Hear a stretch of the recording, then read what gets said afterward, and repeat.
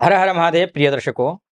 अगर हालात आपके पकड़ में हो ना, अगर हालात परिस्थितियां आपके कंट्रोल में हो, पकड़ में हो ना, ये जो जहर उगलने वाले लोग हैं ना, वो भी आपका कुछ नहीं बिगाड़ सकते हैं। और मैं कुंभ राशि की बात करूंगा। बात 4 फरवरी से लेकर के 31 मई के बीच की बात करूंगा। और ये जो समय है, ये जो हालात परिस्थितियां हैं, ये आपके अनुकूल ही नहीं बल्कि अद्भुत हैं, बहुत ही अच्छे हैं। बस सदुपयोग करने की जरूरत है, क्योंकि आपके धन भाव में जहां से पैसा देखा जाता है, जहां से वाणी देखी जाती है, जहां से कुटुंब को देखा जाता है, उसी भाव में पंचग्रही योग बन रहा है। इसके साथ साथ में लक्ष्मी नारायण नामक राजयोग भी बन रहा है। उसमें बुधादित्य नामक राजयोग भी बन रहा है, शुक्रादित्य नामक राजयोग भी बन रहा है, नीच भंग राजयोग भी बन रहा है, लक्ष्मी नारायण नामक राजयोग भी बन रहा है। इतने अद्भुत राजयोग बन रहे हैं, यानी कि ये सब राजयोग अगर ये एक्टिवेट हो जाए इतने दिनों में, 117 दिनों के आसपास में, तो ये मान के कर चलिए कि आगे के आने वाले 2-3 सालों को आप कवर कर लेंगे। इतना बेहतर समय। लेकिन कुछ अशुभ योग भी हैं।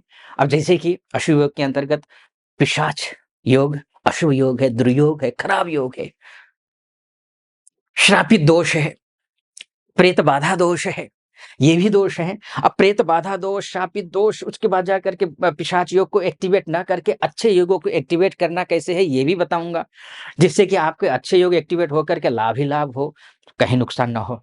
ये सारा कुछ क्या कुछ होगा सब बताने वाला हूं। आइए समझते हैं।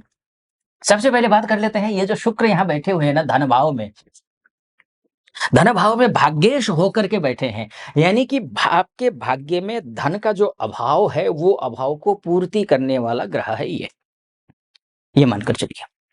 शुक्र मतलब धन धान्य से परिपूर्ण करने वाला ग्रह। शुक्र अर्थात वैवाहिक जीवन को अच्छा करने वाला ग्रह, विवाह को करवाने वाला ग्रह, वर-वधू को तलाश कर रहे हैं तो उस तलाश को कंप्लीट करवाने वाला ग्रह, पूरा करवाने वाला ग्रह, पर्सनल लाइफ को बेहतर करवाने वाला ग्रह। इस भाव में जाकर के भाग्येश बैठे हैं, तो कुटुंब में किसी प्रकार के कोई कोहराम मचा हुआ है, किसी प्रकार का कोई तनाव है, वो तनाव को दूर करने वाला ग्रह शुक्र है, उच्च के हुए हैं। वैसे तो ये 28 जनवरी 2025 से ही उच्च के हुए हैं, लेकिन कोई भी ग्रह जब परिवर्तित होता है तो वो शुरुआत में या तो मृत अवस्था का होता है या फिर वो बाल अवस्था का होता है। तो जैसे ही 5 डिग्री से आगे 6 डिग्री में चला जाता है ग्रह, वैसा ही वो रिजल्ट अच्छा देना शुरू कर देता है। तो ये ग्रह 4 फरवरी 2025 को 6 डिग्री में पहुंचेंगे। जैसे ही 6 डिग्री में पहुंचेंगे, जो मैंने शुक्र से रिलेटेड कहा, भाग्योदय से संबंधित कहा, घर लेना हो, गाड़ी लेना हो, प्रॉपर्टी लेना हो, इष्ट मित्र नाते रिश्तेदारों के साथ में रिश्तों को अच्छे बनाना हो, माताजी के साथ स्वास्थ्य को ठीक, माताजी का स्वास्थ्य का ठीक रखना हो, माताजी के साथ संबंध बिगड़े हुए हैं, परिवार में संबंध बिगड़े हुए हैं, पारिवारिक सुख नहीं मिल रहा हो, तो इन सभी क्षेत्रों में आपको शुभ फल देना शुरू कर देंगे 31 मई 2025 तक। ये शुक्र के माध्यम से है। अब आगे आइए। अब ये जो ये 4 फरवरी से एक्टिवेट हो गए। बुध जो है आपके ये आ जाएंगे यहाँ, कितने तारीख को आएंगे? ये आएंगे 27 फरवरी से लेकर के 7 मई 2025 तक, ये यहाँ रहेंगे। अब जैसे ही ये यहाँ आएंगे तो 3 योग बनाएंगे।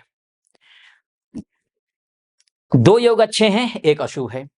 2 योग अच्छे कौन से हैं ये समझ लीजिए पहले तो। लक्ष्मी नारायण नामक राजयोग सेकंड हाउस में आकर के, जहां से धन को देखा जाता है, वहां आकर के बनेंगे तो लक्ष्मी जी का घर में वास होगा। वैसे तो लक्ष्मी जी का जो स्वभाव है वो अस्थिर है, एक जगह पर वो स्थिर नहीं रहती हैं। पैसा आता है, पैसा चला जाता है, टिकता नहीं है पैसा। उसी तरह का लक्ष्मी जी का है। लक्ष्मी जी अर्थात पैसा, पैसा आएगा चला जाएगा। लेकिन जहां नारायण का वास होता है, श्री हरि का वास होता है, परम ब्रह्म परमात्मा विष्णु जी का वास होता है, वहां पर लक्ष्मी जी टिकती हैं, रहती हैं साथ में।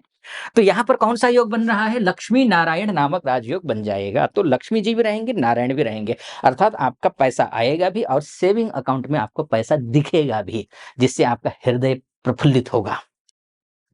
एक ये योग है। दूसरा जो योग है वो नीच भंग राजयोग बन रहा है। नीच भंग राजयोग बनने का सीधा सा मतलब ये है कि ऐसा आपकी कुंडली, आप कहीं कोई किसी प्रकार का एजुकेशन में समस्या आ रही हो, या फिर आपकी लव लाइफ में समस्या आ रही हो, या फिर संतान प्राप्ति में समस्या आ रही हो, तो वहां पर जाकर के ये शुभ फल देने के साथ साथ में शर्तों के साथ शुभ फल देगा। क्योंकि यहाँ नीच के जरूर हो जाएंगे, शुक्र के साथ होंगे तो नीच भंग जरूर होगा, लेकिन होने के बावजूद बुध की उपासना अगर आप नहीं करते हैं तो ये मानकर चलिए राहु से प्रभावित हो जाएंगे। राहु से जैसे ही प्रभावित होंगे तो जो तीसरा जो अशुभ योग मैंने बोला था वो अशुभ योग एक्टिवेट हो जाएगा। वो अशुभ योग का नाम है जड़त्व नामक योग। जड़ अर्थात बुद्धि को जड़ कर देगा। विद्यार्थियों के लिए बुद्धि का जड़ हो जाना कहाँ से शुभ हो सकता है? नहीं हो सकता है। रिलेशनशिप में है आप, रिलेशनशिप में आप अचानक प्रकार के जो है बुद्धि काम ही नहीं कर रही है, क्योंकि राहु, राहु का मतलब होता है भ्रम, मोह, माया, अहंकार, अफवाह। अब जब रिलेशनशिप में अफवाह हो, भ्रम हो, मोह हो, माया हो, ये ठीक नहीं। अब यही चीजें अब एजुकेशन लाइफ में है, एजुकेशन में है, पढ़ाई लिखाई कर रहे हैं, भ्रम की स्थिति है, पढ़ते पढ़ते समझ नहीं आ रहा, कंफ्यूजन है, तो ये सारी चीजें आपके लिए ठीक नहीं है। तो ये आपको क्या करना है, किसी आसपास के बहते हुए नदी में जाकर के 1.25 किलो कच्चा कोयला प्रवाहित कर देना है। एक दूसरा काम क्या करना है आपको, आटे में चीनी डाल करके आप शनिवार के दिन चींटियों को खिला दीजिए। दूसरा ये काम करिए। इसके साथ साथ में गणपति अथर्व शीर्षक, गणपति अथर्व शीर्ष, इसका पाठ करिए। गणपति अथर्व शीर्ष का पाठ करने का मतलब ये है बुध मजबूत होंगे। राहु की उपासना करने से बुध कमजोर होंगे, उनकी जो उपद्रविता है वो कम होगा। तो बुध मजबूत होंगे तो बुद्धि विवेक अच्छा हो जाएगा। तो ये आपको करना चाहिए।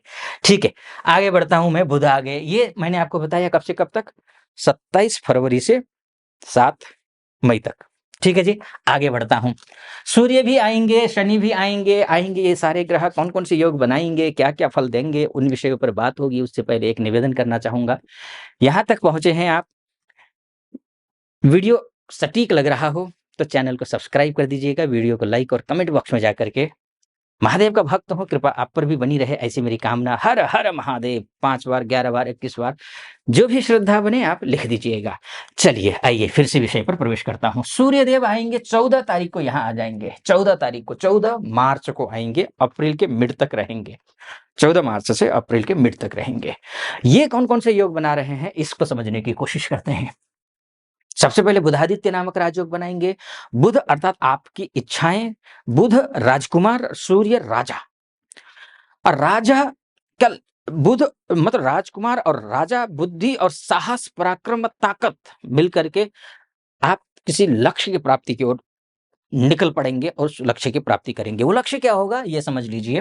वो लक्ष्य आपका बिजनेस में अच्छी सफलता की बात होगी। वो लक्ष्य वो होगा जो दाम्पत्य जीवन में कहीं खटपटी हुई हो तो उस लक्ष्य को, यानी कि दाम्पत्य जीवन में खटपटी को दूर करना।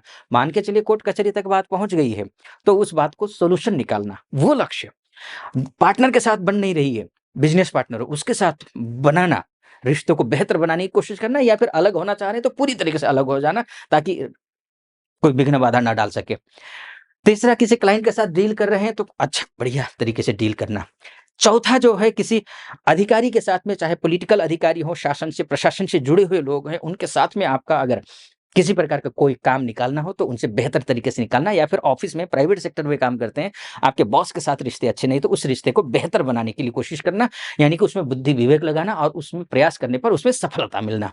ये योग आपकी कुंडली में बुधादित्य नामक राजयोग बना देता है। शुक्रादित्य नामक राजयोग भी बन रहा है। शुक्रादित्य नामक राजयोग क्या करता है, पैसा और पावर दोनों का बैलेंस बढ़िया तरीके से बना देगा। तो ये यहाँ पर होगा तो भाग्य साथ देगा, इसके साथ में घर परिवार इत्यादि में अच्छा रहेगा। लेकिन एक अशुभ योग है, ये राहु के साथ आएगा तो ग्रहण योग बना देगा, जो शुभ नहीं है, बिल्कुल भी शुभ नहीं है। तो आपको सूर्योदय से पहले उठना है, आदित्य हृदय स्तोत्र का पाठ करना है। ये करेंगे तो ये अशुभ योग भी समाप्त हो जाएगा, यानी कि कमजोर होगा, शुभ फल मजबूत होंगे तो शुभ फल मिलेंगे आपको। ठीक, अब आते हैं अंतिम चरण में, वो है शनि का आना। 29 मार्च को जैसे ही शनिदेव यहां आ जाएंगे, आप शनि के 7.5 के अंतिम चरण में रहेंगे, यानी कि शनि का 7.5 आपके पैरों में होगा, जंघाओं में होगा। शनि के 7.5 जैसे ही यहां शनि जाएंगे, लेकिन ये 29 मार्च से लेकर के 18 मई के बीच का समय है, ये शुभ नहीं है। पिशाच योग बना देता है, श्रापित दोष बना देता है, प्रेत बाधा दोष बना देता है, ये ठीक नहीं है।